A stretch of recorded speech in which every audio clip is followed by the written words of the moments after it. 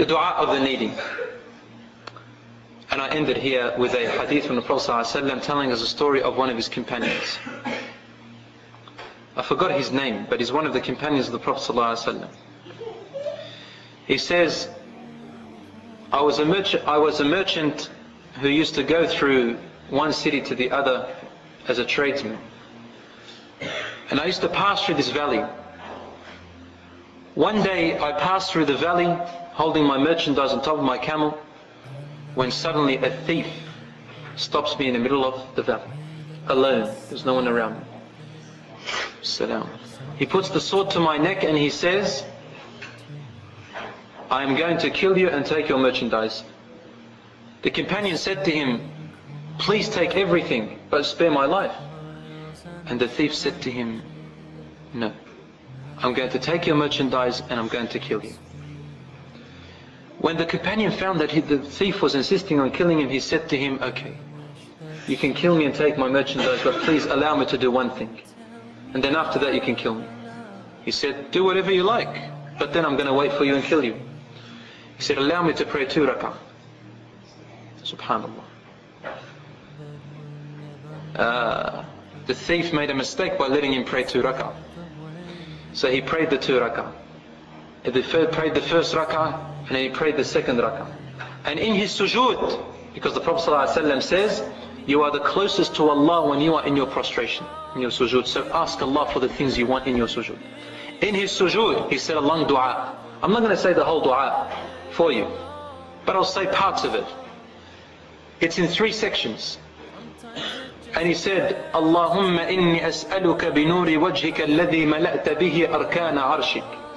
I ask you, O Allah, by the nur, by the light of your face which has filled the pillars of your throne.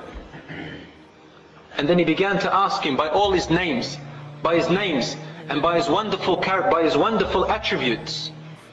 And finally he said, O the one who responds to the dua of the one in need, Ya mujib al-muttarri idha da'an. O the one who responds to the one who really needs him. He says, save me from this thief. Khalisni min hadha al-lis. Save me from this thief. And then he said 3 times, Ya mughithu aghithni, Ya mughithu aghithni, Ya mughithu aghithni. Oh the one who saves, save me. Oh the one who saves, save me. Oh the one who saves, save me. He said he did not complete his dua. Then all of a sudden he hears the galloping of a horse racing so quickly and so fast. On the top of that horse was a man, a warrior, and he had covered his face with a sword in his right arm. The thief looked at him before he could do anything. Whack! He chopped and slit his throat, and the thief died. The companion looked up and he hugged him and kissed him and he said to him, Barakallahu feek, may Allah bless you. Where are you from and where did you come from? How does Allah subhanahu wa ta'ala send you to me? He said, I am a malak. I am an angel min as-sama' al-rabi'a, from the 4th sky. Da'awta bi du'a'ika al-awwal. You asked Allah in the first part of your dua, and we heard you. Then you asked for the second part of your dua, and the sky shook. Then you asked in the third part of your dua, and we raced to Allah. So I raced and beat the other angels to Allah subhanahu wa ta'ala and said, Ya Rabb, send me to save him. And so Allah allowed me. Then the angel faded away. The dua of the person who is in need, Allah will respond. And we are now in a critical time, brothers and sisters.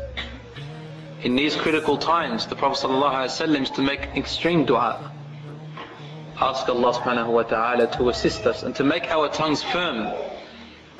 I ask Allah subhanahu wa ta'ala to make our tongues firm, because it is a time that a lot of us, because of our fear, some of us who could be afraid, change their statements to be a statement of hypocrisy.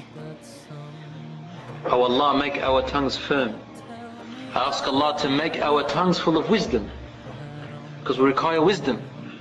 Prophet ﷺ did not send companions to any place just like that. He sent specific companions with a specific tongue to a specific people. So we ask Allah to make our tongues full of wisdom. But most importantly, I ask Allah to make us firm in our belief. Abadan.